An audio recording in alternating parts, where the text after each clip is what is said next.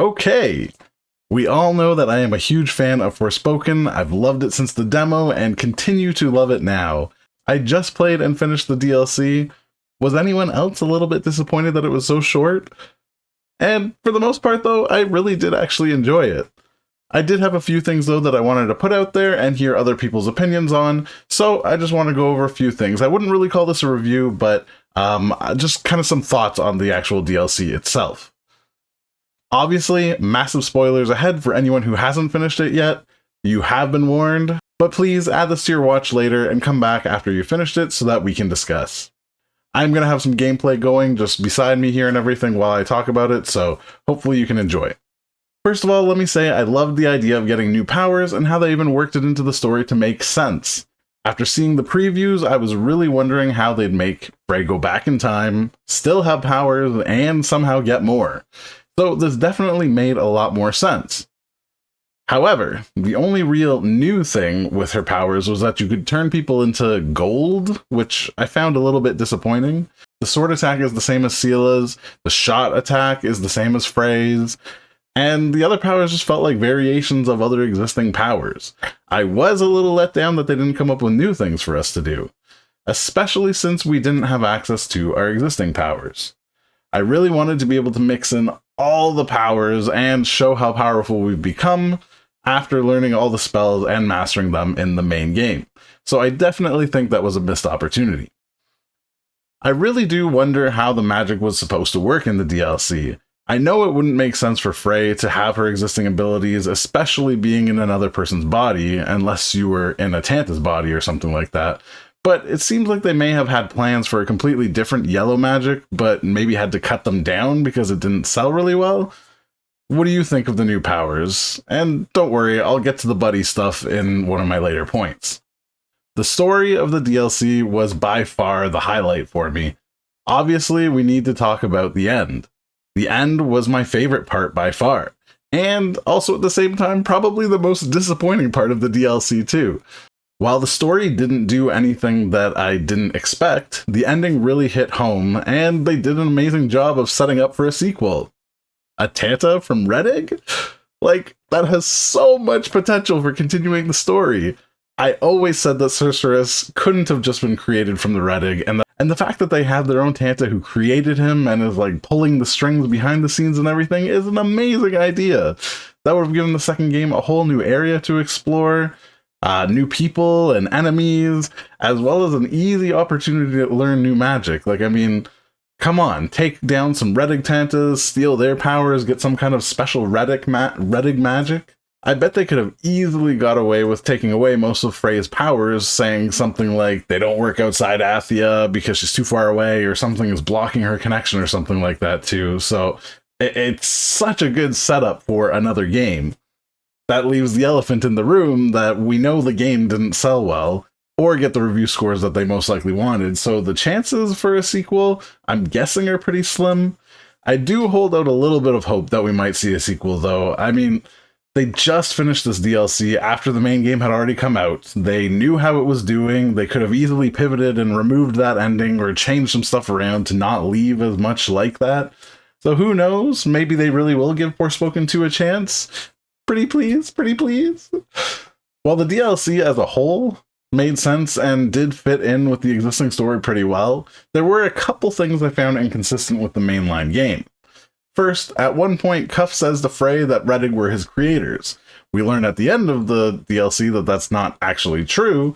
Now, maybe this was Cuff just lying and not wanting to give away that they have Tantas of their own, or maybe he truly doesn't know, but I did find that a little bit odd. The other thing that seems strange to me is the whole ritual. At the end of the ritual, she dies, and a small metal bird is released. We know that these are the pieces that make up Sorceress, and reading the archive entries, it mentions that this is the start of him coming back. However, the original game lore states that the first Tanta had beat him, then separated him and sealed him in all the lock labyrinths all over Athia. If this is the case, how did this ritual bring him back, and how did it help him reform? If you read through all the actual archives in the main game, we learn a lot about the Purge of Red Egg, how they were battling all across Athia and plundering the lock labyrinths, Once they had opened them all up, they were easily defeated, and the people of Athia were really confused by this. Like, why did this huge army all of a sudden get, like, trampled kind of thing? Does the DLC take place after they've already retrieved the rest of the pieces of Sorceress from the locked labyrinths? And is this ritual how they can then start to put him back together? The new archive entry says that over time he builds up strength before corrupting the Tantas, so maybe that's what happened, but it seems like there are some kind of holes that could really easily be poked in that theory, so I'm not sure about that. I already mentioned that I was a little let down with the new magic that Frey used in the game, but I didn't talk about the new buddy system with Tanta yet. I have really mixed feelings about this. It's a really cool idea to have the buddy with you, and having her interact and help in combat was actually pretty cool. I liked stunning the enemies and her coming in to do massive damage, but that's also where I had an issue with it. Yes, Tanta is a Tanta. She's supposed to be powerful and really strong. I understand that. Frey was inhabiting a normal person's body who just got powers. Sure, she's not as strong as Cinta. However, I played the DLC on the hard difficulty, and almost all of Frey's attacks do almost no damage to the enemies. Even after leveling up and maxing out the skill tree, Frey just felt way too underpowered. You get surrounded by a ton of enemies, and yeah, stunning them is fine or knocking them down, but needing to rely on Cinta just to finish them off seemed so counterintuitive to everything that we've learned to do in the base game. Frey was strong. She had all these abilities that would let her deal with all the enemies by herself, and it felt really good. It was that, like, superhero, super powered feeling. The DLC made Frey much more the sidekick, and to me it felt like it leaned a little too heavily on Cinta for strength and damage. How did you guys find the combat? That's kind of my final points on it. I want to reiterate, I really did like Forspoken and actually the DLC. I will admit, though, that nothing is perfect, and there are things that I think really could have been improved upon. First of all, the length of the DLC, I was able to complete it in under 4 hours. This was getting all the spells, unlocking all their upgrades, finding all the archive entries, collecting extra mana that I couldn't use, and beating the actual story itself. This falls a little bit under the short side, especially since a lot of that time is spent in cutscenes and walking through hallways following Tanta Cinta. One of the opening sections has you sneaking past enemies with Cinta, and my goodness, that did not need to be in there or drawn out so long. There's so many points where it felt like they were intentionally making you go slow just to have the DLC feel longer. Same with not having parkour at the beginning. You could tell they knew what they wanted to do with the DLC, but I'm guessing time and a lack of resources just made them have to artificially make this feel longer.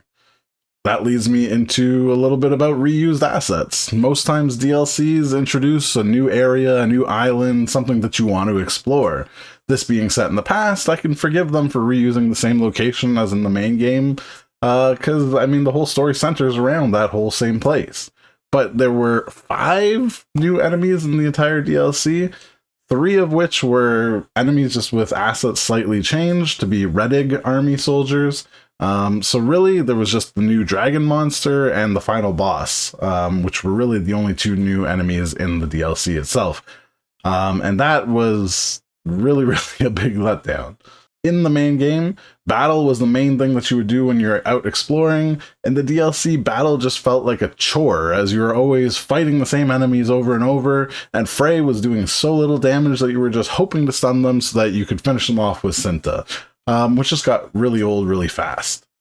Lastly, the marketing mentioned scale to new heights in unique vertically designed environments with Frey's honed magic-enhanced parkour skills. I'm not sure if this was something that they had intended to add in the DLC and weren't able to deliver on, but if they're talking about the fact that you just stuck a whole bunch of those boosting rocks around that fling you into the air, that was almost a bold-faced lie.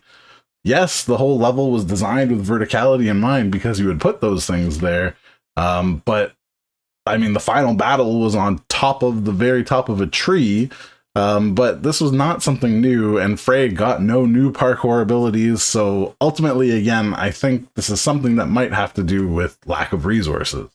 All that said, overall, I really did enjoy the DLC, for the most part. Just like the main game, there were issues with it that I'm sure were multiplied by the lack of sales of the base game, but I hold on to the fact that I really do think Square Enix has something with this new IP.